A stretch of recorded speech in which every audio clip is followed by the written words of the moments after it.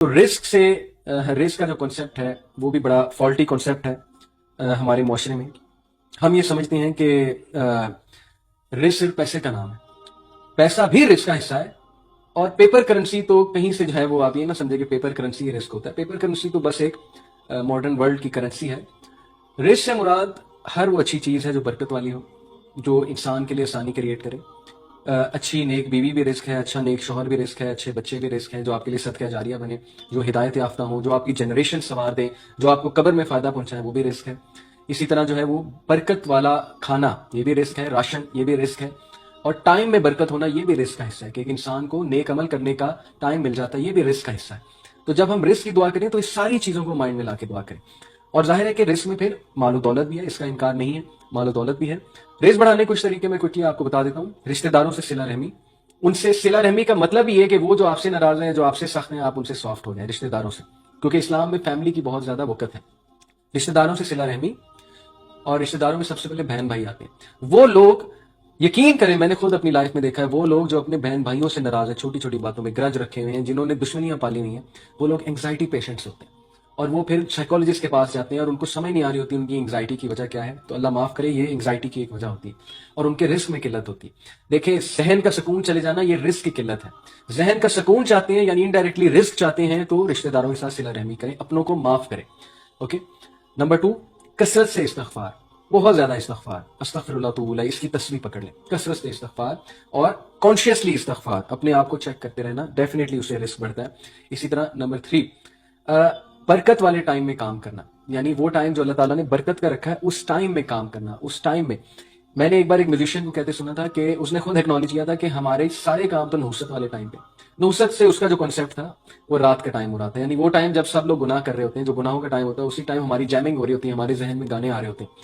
تو برکت والے ٹائم میں جو کہ اللہ تعالیٰ نے صبح کو قرار دیا, اسپیشلی فجر کے ٹائم کے بعد جو قرار دیا, اس ٹائم پہ کام کرنا. اوکے, اس ٹائم پہ اپنی اسائنمنٹس کرنا, اس ٹائم پہ محنت کرنا, یہ بھی انسان کے لیے رزق کے دروازے کھولتا ہے. تو اسی طرح حلال گناہوں سے بچنا انسان کے لیے رزق کے دروازے کھولتا ہے, and vice versa is also true, گناہوں کے مال رزق کو روک دیتے ہیں. تو یہ بھی ایک ٹاپک ہے کہ رزق کس طرح سے بڑھایا جاتا ہے. تو خیر, ہمارے لیے کنسیپٹ یہ ہے کہ اللہ تعالیٰ رزق بڑھانے والا ہے. اور اگر آپ ایک اور ٹپ چاہتے ہیں تو سورہ طلاق چیپٹر 65 کی یہ آیت بھی سن لیں, وَمَن يَتَّقِ اللَّهَ يَجْعَل لَّهُ مَخْرَجًا. جو کوئی بھی اللہ کا تقوی اختیار کرے گا, یعنی اللہ سے کانشیس ہو جائے گا, یعنی جو بھی عمل کرے گا یہ سوچ کے کرے گا کہ اللہ دیکھ رہا ہے, اللہ موجود ہے, اللہ تعالیٰ سے مجھے جو ہے وہ حیا کھانی چاہیے, اللہ تعالیٰ سے مجھے جو ہے وہ ایک رسپیکٹ کا پہلو سامنے رکھتے ہوئے ڈرنا چاہیے کہ اللہ تعالیٰ کے ناراض نہ ہو جائے. تو اللہ تعالیٰ یجعل لہ مخرجا, اس کے لیے ہر مشکل سے حل نکال دے. امام احمد بن حنبل کہتے ہیں کہ جب بھی میری وائف کے ساتھ کچھ انبن ہوتی ہے, کوئی جھگڑا ہوتا ہے, تو میں سمجھ جاتا ہوں میرے تقوی میں مسئلہ ہے. صرف اس پہ غور کیجیے گا, کیا ہی بات ہے, کیا ہی خوبصورت بات ہے کہ جب بھی میری وائف سے کوئی انبن ہوتی ہے, کوئی جھگڑا ہوتا ہے, میں سمجھ جاتا ہوں کہ میرا اللہ سے ریلیشن خراب ہے. تو بڑا ہی خوبصورت کانسیپٹ ہے کہ اللہ سے ریلیشن ٹھیک کر لو, تقوی اپنا لو, اللہ تعالیٰ تمہارے تمام ریلیشن شپس ٹھیک رکھے گا. ہاں, ٹیسٹ اور ٹرائل لے سکتا ہے, یہ ایکسیپشن بھی ہے کہ ظاہر ہے کہ حضرت نوح علیہ السلام کی بیوی بہت زیادہ بدکارہ تھی, تو ٹیسٹ اور ٹرائل ایک اور بات ہے, لیکن جنرل رول یہی ہے کہ جو بھی اللہ کا تقوی اختیار کرے گا اللہ اسے مشکلات سے نکال لے گا. وَيَرْزُقْهُ مِنْ حَيْثُ لَا يَحْتَسِبُ, and will provide for him from where he does not expect. اللہ اسے وہاں سے رزق دے گا کہ اس کی سوچ بھی نہیں جا سکتی, اس کا گمان بھی نہیں جا سکتا, اور بے حساب دے گا. وَمَن يَتَوَكَّلْ عَلَى اللَّهِ فَهُوَ حَسْبُهُ, then he is, and whoever relies upon Allah, جو بھی اللہ پہ توکل کرے گا, then he is sufficient for him. إِنَّ اللَّهَ بَالِغُ أَمْرِهِ, indeed Allah will accomplish his purpose. بے شک اللہ اس کا تمام کام جو ہے وہ کر دیں گے, ان کے تمام میٹرز اپنے ہاتھ میں لے لیں گے. وہاں سے مدد آئے گی, وہاں سے کام ہوں گے, وہاں سے شارٹ کٹس نکلیں گے کہ سوچ بھی نہیں سکتا انسان. چھوٹے چھوٹے کاموں میں لوگ مدد کرنے لگ جائیں گے آپ کی, کبھی کوئی جڑ جائے گا آپ کے ساتھ, کبھی کوئی کہیں سے آ جائے گا, کبھی کوئی ایڈوائس کر دے گا, کبھی کوئی کسی طرح ہیلپ کر دے گا, انسان سوچ بھی نہیں سکتا. اللہ کی فوج جو ہے وہ انسان اس کا اندازہ بھی لگا سکتا ہے.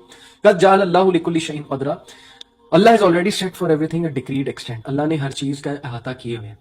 So this is اللہ, اسی لیے وہ مالک الملک ہے, وہ جس کو چاہتا ہے عزت دیتا ہے, وہ جس کو چاہتا ہے ذلت دیتا ہے. سو with this میں آپ سے اجازت چاہوں گا انشاءاللہ. اپنا بہت بہت خیال رکھیے گا, اور ظاہر ہے ایک پیس آف ایڈوائس کہ اپنے ماں باپ کا خصوصاً خیال رکھیں, کیونکہ وہ حدیث مجھے یاد آ گئی کہ نبی صلی اللہ علیہ وسلم ایک بار ممبر پر چڑھے ہوئے تھے, اور اچانک خطبہ دیتے دیتے صحابہ سے بات کرتے کرتے انہوں نے 3 بار آمین کہا, آمین آمین آمین.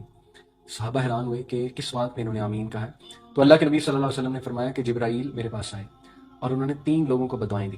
He prayed against 3 people. انہوں نے کہا کہ اے نبی, تباہ ہو گیا وہ شخص جس کو رمضان کا مہینہ ملا اور اس نے اپنی توبہ نہیں کروائی. تو میں نے کہا آمین. پھر انہوں نے کہا کہ اے نبی تباہ ہو گیا وہ شخص. وہ ٹو دیٹ پرسن جس نے اپنے ماں باپ کو بڑھاپے میں پایا اور ان کی خدمت نہیں کی, یعنی ان کو سپورٹ نہیں کیا. تباہ ہو گیا وہ شخص جو ماں باپ سے ان شارٹ ماں باپ سے روڈ ہے, اسپیشلی جب وہ بڑھاپے کے ایج میں پہنچتے ہیں, وہ تباہ ہو گیا. تو میں نے کہا آمین. اور تباہ ہو گیا وہ شخص, وہ ٹو دا پرسن جس کے سامنے آپ کا نام لیا جائے اور وہ صلی اللہ علیہ وسلم نہ کہے. تو نبی صلی اللہ علیہ وسلم نے کہا آمین. تو اس لیے میں آپ سب سے یہ ریکویسٹ کروں گا, اپنے ماں باپ کا خاص خیال رکھیں, ان سے روڈ نہ ہوا کریں. اور جتنے بھی کنسیپٹس ہم نے پڑھے, میری اللہ تعالیٰ سے دعا ہے اللہ تعالیٰ ہمیں عمل کرنے کی بھی توفیق عطا فرمائے. سو اسٹے ٹیون, انشاءاللہ see you tomorrow. Take care of yourself, جزاکم اللہ خیر. سبحانک اللہم و بحمدک, اشہد ان لا الہ الا انت, استغفرک و اتوب الیک. والسلام علیکم ورحمۃ اللہ وبرکاتہ.